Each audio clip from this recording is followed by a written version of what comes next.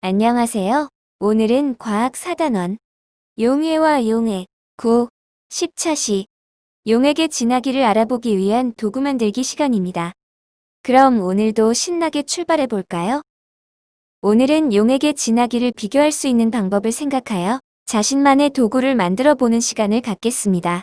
그리고 생각한 방법으로 진화기가 다른 설탕물의 진화기를 비교하고 자신이 만든 도구를 수정, 보완해 보도록 하겠습니다.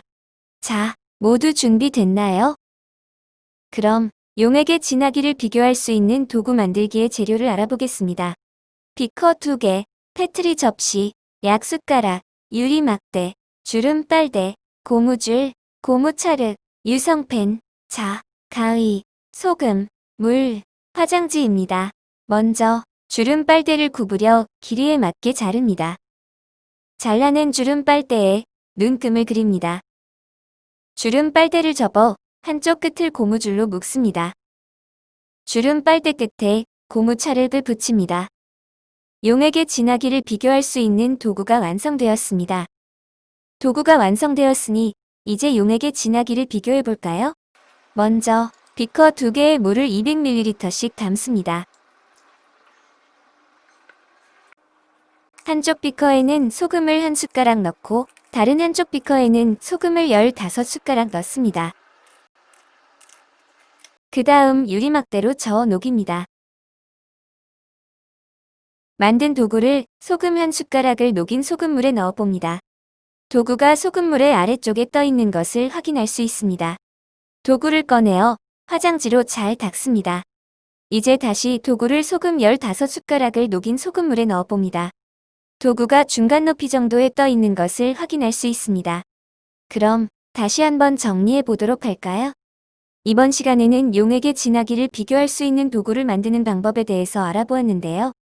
용액의 진화기를 비교하는 도구를 만들 때에는 주름 빨대, 스타이로폼 수수깡, 굵은 빨대 등과 같이 물에 뜰 수 있는 재료를 사용하는 것이 좋다는 점 꼭 기억하기 바랍니다. 이 실험을 통해서 용액이 진할수록 도구가 더 위로 떠오른다는 것을 잘 알 수 있었습니다.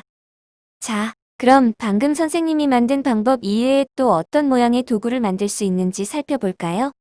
화면에서 보는 것처럼 스타이로폼 수수깡에 누름못을 붙여 용액의 진화기를 비교할 수 있는 도구를 만들 수도 있고 굵은 모양의 빨대를 가지고도 우리가 원하는 도구를 만들 수가 있습니다. 그럼 이렇게 만든 도구로 실험을 했을 때 무엇이 문제였는지 어떤 점을 보완하는 것이 좋을지 생각하고 발표해 볼까요? 네, 저희 모둠은 빨대의 눈금 간격을 크게 하였더니 소금물에 잠긴 정도를 비교하는데 불편함이 있었습니다. 다음에 만들 때에는 눈금 간격을 촘촘하게 만들어서 보다 정확한 측정이 가능하도록 해야겠다고 생각하였습니다. 저희 모둠은 도구가 자꾸 한쪽으로 기울어서 정확한 측정을 하기가 어려웠습니다. 아무래도 중심이 잘 맞지 않아 이런 문제가 발생한 것 같습니다. 다음에 만들 때에는 꼭 무게 중심을 잘 맞춰서 안정적으로 측정하고 싶습니다. 네, 아주 잘했습니다. 다음에 만들 때에는 오늘 겪었던 문제점을 잘 기억해서 제대로 된 실험이 될 수 있도록 하기 바랍니다. 그럼 혹시 오늘 배운 내용 중 궁금한 점이 있나요? 네, 선생님. 저는 진한 용액에서 도구가 더 잘 뜨는 이유가 궁금해요. 도대체 왜 더 진한 용액에서 도구가 더 잘 뜨는 건가요? 네, 좋은 질문이에요. 소금의 양이 많을수록, 즉, 용액의 용질이 더 많이 녹아있을수록 농도가 더 진한 용액이라고 하는데요. 농도가 진한 용액일수록 같은 부피에 해당하는 무게가 더 많이 나가고 물체를 위로 밀어올리는 힘이 더욱 커지기 때문에 소금이 더 많이 들어간 용액에서 도구가 더 높이 뜨는 것입니다. 이해가 좀 되었나요? 네, 선생님. 그럼 이제 오늘 배운 내용을 바탕으로 확인 문제를 풀어볼까요? 1번 문제입니다. 다음은 플라스틱 스포이트로 용액의 진하기를 비교하는 도구를 만드는 과정을 순서에 관계없이 나타낸 것입니다. 순서대로 기호를 쓰시오. 라는 문제입니다. 기억, 일정한 간격으로 눈금을 그린다. 니은, 적당한 모양으로 플라스틱 스포이트를 자른다.